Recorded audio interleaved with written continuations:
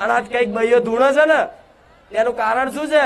જેને વધારે ભૂવા કર્યા હશે ને એના જ ઘરમાં ધૂણ ચાલુ થઈ હશે, જોઈ લેજો.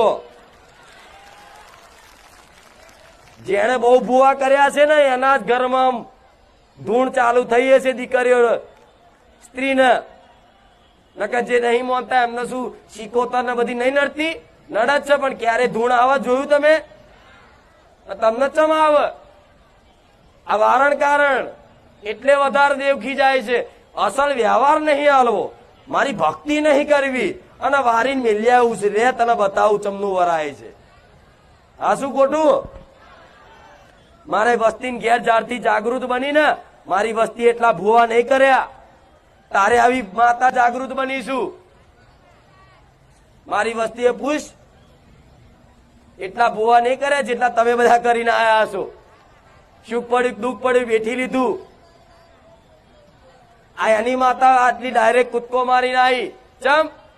હમણાં વારણ કારણ કરી અને મને મેરડીને વારી નાખ્યા અને હું રિહાઈ જેવો તો ચઈ પેઢીમાં એમની જાગૃત મારો રોમ જોડે. હું ચોથી પેઢીએ જાગૃત થઈ. કેટલી પેઢીએ?